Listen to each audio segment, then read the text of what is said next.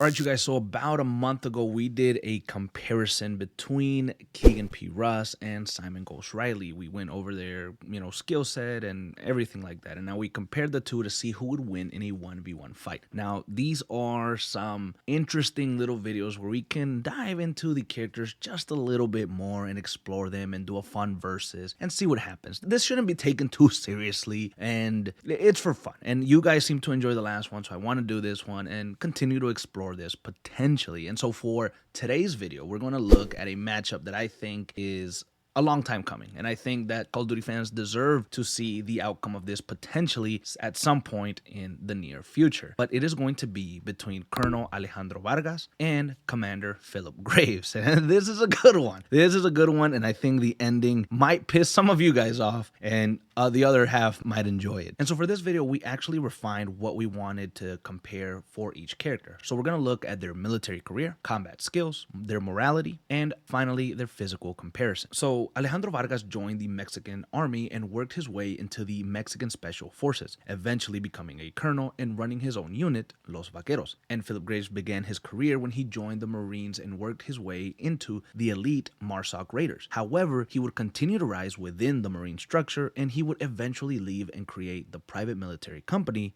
known as the Shadow Company, officially transitioning him into the private sector. Now, for combat skills, we did a little bit of research and we came up with this. A Mexican Special Force colonel is a highly trained elite officer specializing in unconventional warfare, counterterrorism, and high-impact operations against organized crime.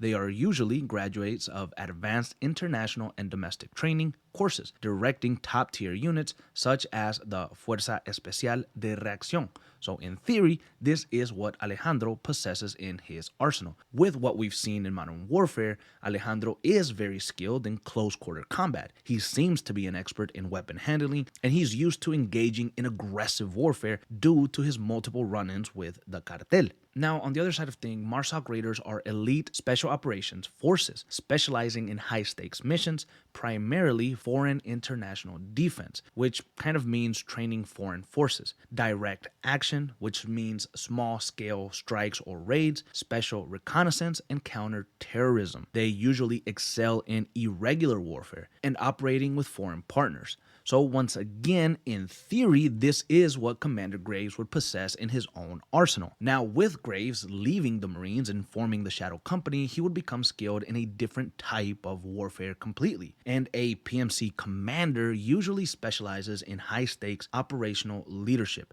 tactical proficiency, and flexible security solutions tailored to a client's needs. They usually excel in strategic planning, logistical management, and risk management in complex or volatile environments. And once again, we can assume that's what Graves has in his skill set. And from what we've seen in Modern Warfare 2 and 3, Graves is very good at the tactical planning of things. He has showed that during the oil rig mission, which he personally led. And he's also very skilled in controlling and dictating the battlefield that he is in. Now, for morality, here's where it gets a little bit interesting. Alejandro has a very clear moral code. He is loyal to his men and the people of Las Almas. He seems to prioritize the protection of civilians within his town and usually shows honor in combat.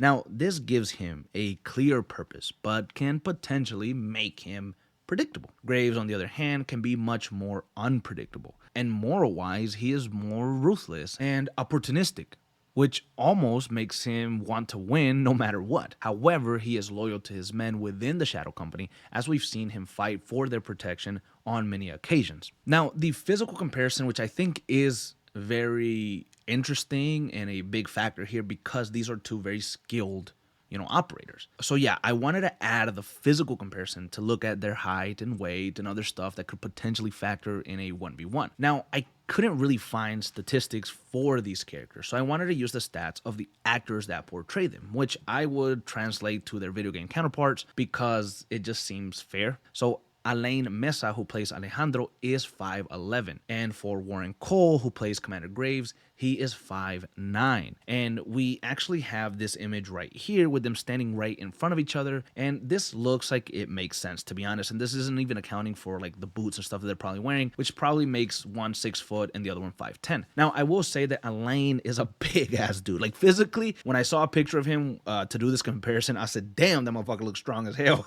And I would assume that would factor into Alejandro as well, because, you know, he's literally playing him and giving him his likeness. And Alejandro does look like a big guy, kind of bulky. You know, he looks very fucking strong. So honestly, this is a tough one, honestly, and no matter what I say, there's going to be disagreements for sure. But this is more of a fun series and exploration of these characters. The real debate is with you guys down in the comments below. So in my opinion only, I think that Commander Graves would end up winning. Oh, hell no! Hell no! But listen. This is a 1v1 between two highly skilled professionals, and anyone can win at any given day. Now, full transparency, I was actually going to give the win to Colonel Vargas because he is much bigger and he looks stronger. And, you know, you add that with the skills that he possessed, I thought that he could outmatch Graves in a 1v1 scenario. But then I remembered this. My men are inside! I'm afraid not. Your men have been detained. Graves, what the fuck? I know this is a short, small thing, but Alejandro knew here that Graves was looking for a fight. He knew that he was in danger, and Alejandro would not have approached him otherwise. And honestly, I think Alejandro went in with all intentions to fuck Graves up. But Graves literally shoved his ass to the side like a fucking pillow. It just, I don't know, man. It seemed kind of easy peasy lemon squeezy here. So you guys decide down in the comments below. If you like this series, let me know who we should do next.